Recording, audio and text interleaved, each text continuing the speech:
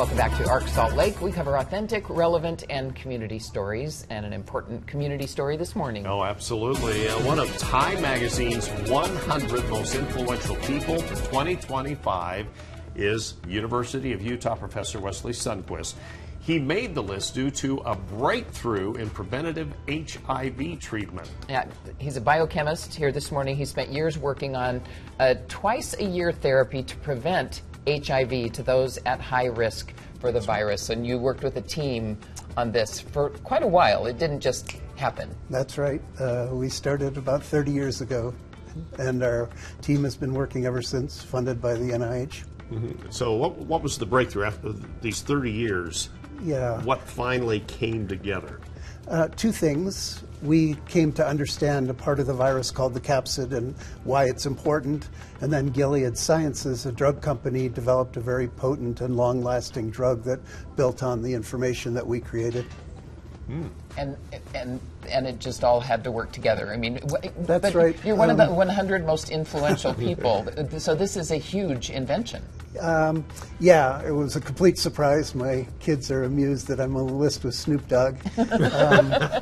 But I feel like I'm representing a lot of people's very hard work over a lot of years, and the drug really works. It prevents people from becoming HIV positive. Yeah. Does this mean you and Snoop Dogg are going to hang out? Yeah, I hope so. He doesn't know it yet. He doesn't know it yet.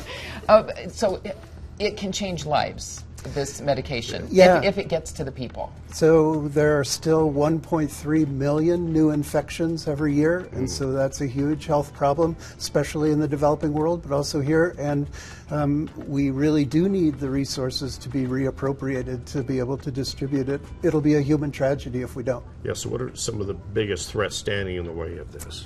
So, of course, as a basic researcher, I care about NIH funding, and as you may know, that's under threat. That's important for the feedstocks of discoveries that lead to new medicines. And then specifically for this drug, there's a program called PEPFAR that needs to be reauthorized in order to supply the drug, especially in Africa, but all over the world. And NIH, the threat is a 40% cut? Yeah, that's the proposal, is a 40% cut. That would just devastate what we and others do. So you can come up with the cure, but it has to get to the people. It absolutely does, and it's a whole pipeline, so each step has to be funded in order to work. And you have more steps to go, obviously. Yes, although in this specific case, the drug is expected to be approved for general worldwide use in June, and then it will roll out. But the important thing for resources there is that although Gilead will supply it at cost, it still needs to. There will still need to be resources that purchase and give it to people. Okay, what's next? In the next step for you? Yeah, I mean, this isn't just okay, I'm done. No, it isn't just okay, we're done. We're a basic research lab, so we are actually working on another project that's more cancer related. We care about understanding the natural world. And what kind of research are you working on there? You work up at University of Utah Health. So you work with the Huntsman. That's right. I'm the chair of biochemistry at the University of Utah. We've been greatly helped by the Huntsman Cancer Institute in this latest project. It's trying to understand exactly how cells divide, which of course is important for understanding how they proliferate in cancer. So how close are you with this? Is this top secret? It's not top secret, but we're a long way away. It's a new project, but that's what basic research does, is tries to understand how do things work, and often that has unexpected medical spin-offs. Well, and I think every step of the way you might find something that can be put to use. That's like targeting a specific type of cancer with less collateral damage. That is exactly right. So I think time after time, basic research has paid off, and often in very unexpected ways, because we don't know what we don't know, right? So, ever since you were a kid, were you fascinated with this kind of stuff? Yeah, I mean, I was. Tell us about that. Yeah, I always thought science was cool. So, as you know, when you're a kid, that's not as cool as when you're an adult. But I've always been fascinated with how molecules work and how human health works. And then to show that kid the picture of you on Time Magazine. Yeah, that was quite unexpected. We know that one of your colleagues up at the U, Mario Capecchi, won the Nobel Prize. This is up there.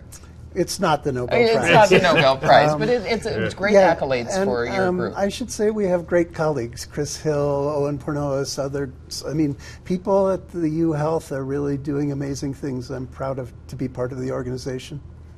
So you're probably one of the top in the country then, speaking of the University of Utah, with this type of research.